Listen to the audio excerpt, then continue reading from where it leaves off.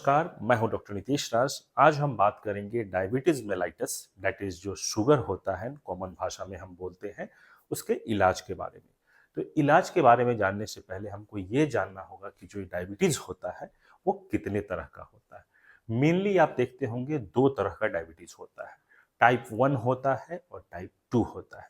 जैसा कि आप इस पिक्चर में भी आप देख रहे हैं कि टाइप 1 और टाइप 2। टाइप 1 जो डायबिटीज होता है यूजुअली चाइल्डहुड से ही वो जो है देखने को मिलता है डायबिटीज। और इसमें क्या होता है, डायबिटीज का जो मेन पैथोलॉजी होता है कि जो इंसुलिन जो बनता है, एक बात ध्यान रखिएगा कि जो इंसुलिन बनता है वो हमारे पैंक्रियाज से, हमारे जो शरीर में एक ऑर्गन है जिसका नाम है पैंक्रियाज, वहां से इंसुलिन निकलता है। और उस इंसुलिन का काम ये है कि हमारे खून में जो शुगर है, जो ज़्यादा चीनी है, उसको हर एक सेल तक डिलीवर करना, एज ए डिलीवरी एजेंट की तरह वो काम करता है इंसुलिन। अब यही टाइप 1 जो डायबिटीज होता है, उसमें क्या होता है कि पैंक्रियाज में जहां से निकलना था इंसुलिन, वो जगह ही डिस्ट्रॉय हो जाता है। और वो डिस्ट्रॉय होता है ऑटो इम्यून मीडिएटेड।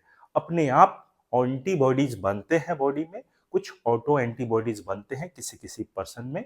और उसमें देखा गया है कि फिर उसके चलते जो पैंक्रियाज के जो बीटा सेल है, जहां से इंसुलिन बनता है, वो डिस्ट्रॉय हो जाता है। अब जब डिस्ट्रॉय हो जाता है तो पैंक्रियाज का बीटा सेल में अब इंसुलिन का स्टोर ही नहीं है। अब वो स्टोर मतलब फैक्ट्री जो है इंसुलिन बनाने की, जो फैक्ट्री थी बीटा सेल्स, वही खत्म हो गई, वही डिस्ट्रॉय हो गई। तो टाइप 1 में अगर फैक्ट्री ही नहीं है, मतलब इंसुलिन ही नहीं है, तो टाइप 1 का जो इलाज होता है, टाइप 1 डायबिटीज मेलाइटस का, उसमें आपको इंसुलिन है ही नहीं, तो उसके जगह इंसुलिन ही दिया जाता है मेनली, क्योंकि इसमें जो है दवाइयां आपका काम नहीं करेगी। ओरल जो डायबिटिक ड्रग्स होता है, जो एंटी डायबिटिक ड्रग्स बोलते हैं, ये असरदार नहीं होती। हमारा मेन टारगेट है जो फोकस करना, जो कि 90% से ज्यादा लोगों में जो देखा जाता है, वो होता है टाइप 2 डायबिटीज। अब टाइप 2 डायबिटीज के बहुत सारे कारण हैं, फैमिलियल है, जेनेटिक है, मेनली लाइफ स्टाइल के चलते आजकल बहुत ज्यादा कॉमन होता जा रहा है, जिसमें आपका स्ट्रेस सबसे बड़ा रोल अदा कर रहा है।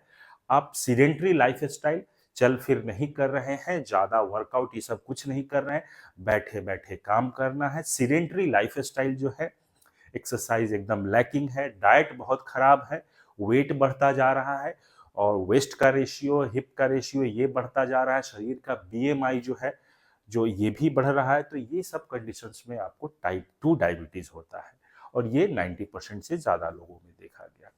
इस कंडीशंस में देखा गया है कि बीटा सेल्स रहता है, मतलब पैंक्रियाज भी है, बीटा सेल्स भी है, मतलब वो फैक्ट्री भी है, वहां से फैक्ट्री से इंसुलिन भी निकल रहा है। लेकिन जो इंसुलिन है, इंसुलिन का जो काम करना था, या जितना इंसुलिन निकलना चाहिए, वो नहीं निकल पा रहा है, या जो इंसुलिन निकल रहा है वो जितना इफेक्टिव उसको काम करना चाहिए, 100% जो काम करना चाहिए, जो शुगर को लेके ब्लड जो वेसल्स है, खून की नलियों में जो शुगर है, उसको सेल्स तक देना चाहिए, वो नहीं दे पा रहा है, डिलीवरी नहीं कर पा रहा है। तो एक कारण हो गया कि या तो आपका सफिशिएंट इंसुलिन रिलीज नहीं हो रहा है, दूसरा कारण हो गया कि जो इंसुलिन रिलीज भी हो रहा है वो काम नहीं कर पा रहा है, डिलीवर नहीं कर पा रहा है। तो हमारा मेन मकसद यही रहेगा कि जो टाइप 2 जो डायबिटीज जो अभी हम बात कर रहे हैं, इस कंडीशंस में जो है दवाइयों के माध्यम से जो है या तो इंसुलिन को निकलवाया जाए, इंसुलिन निकलेगा, या इंसुलिन जो है जो बना हुआ है वो अच्छे से काम करे। मेन फोकस इसी पे रहेगा। अब इसके लिए बहुत सारी दवाइयां आती हैं, बहुत अलग अलग क्लास की दवाइयां आती हैं। शुरुआत की अगर बात करते हैं तो बाइगुआनाइड्स जो ग्रुप की दवाइयां होती हैं, जो मेटफॉर्मिन नाम से बहुत प्रचलित है, और ये सबसे कॉमनली यूज किया जाता है।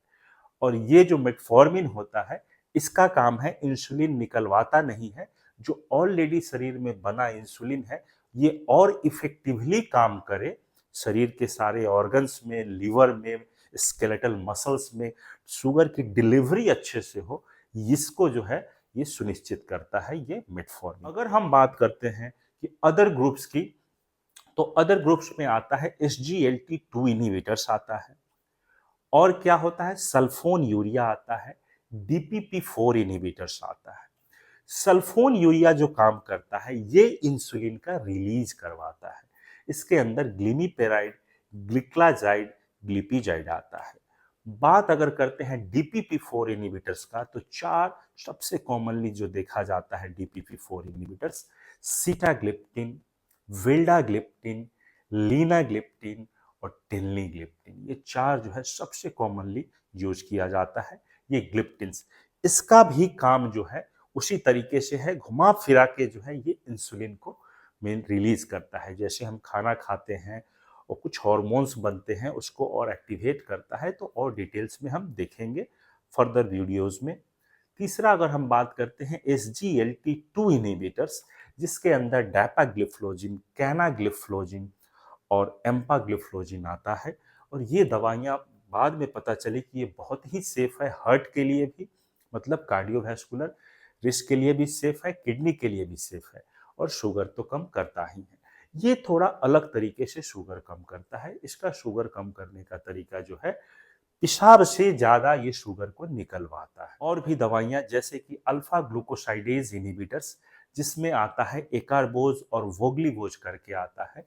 इसका काम है कि हम जो भी मीठी चीजें खाते हैं या कार्बोहाइड्रेट खाते हैं, तो कार्बोहाइड्रेट पेट में जाके सिंपलर फॉर्म में टूट जाता है, और सिंपलर फॉर्म में टूटने के बाद ही हमारे इंटेस्टिन से एब्जॉर्ब होता है, और इंटेस्टिन से एब्जॉर्ब होके खून में जाता है, और खून में शुगर बढ़ाता है।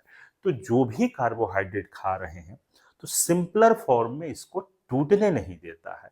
तो ये दवाइयाँ अगर सिंपलर फॉर्म में टूटने नहीं देगी, तो फाइनली हमारी अतड़ियों से, हमारी इंटेस्टाइन से एब्जॉर्ब नहीं होगा, और एब्जॉर्ब नहीं होगा तो वो ब्लड में नहीं जाएगा, और ब्लड में शुगर नहीं बढ़ेगा। तो इसका मैकेनिज्म ऑफ एक्शन इस तरह से है, ये बोलते हैं अल्फा ग्लूकोसाइडेज इनहिबिटर्स ड्रग। और एक ग्रुप की दवाइयां होती हैं, दैट इज ग्लिटाजोन्स, जिसके अंदर आता है पायोग्लिटाजोन, रोजीग्लिटाजोन्स। पायोग्लिटाजोन हम लोग बहुत कॉमनली यूज करते हैं। ये भी जो है दवाइयां देखी गई है कि जो इंसुलिन रेसिस्टेंस होता है, जैसे मेटफॉर्मिन इंसुलिन रेसिस्टेंस को तोड़ता था, कि ऑलरेडी जो बना बनाया इंसुलिन शरीर में है, वो कैसे इफेक्टिवली काम करे, इसको ये सुनिश्चित कराता है ये पायोग्लिटाजोन ग्रुप की दवाई। बाकी डिटेल में हम नेक्स्ट वीडियो में बात करेंगे। और अगर इस वीडियो से रिलेटेड कोई भी क्वेश्चन अगर आपके पास है, तो कमेंट बॉक्स में आप डालें, और उसका आंसर आप जरूर मिलेगा आपको। Thank you so much. जय हिंद।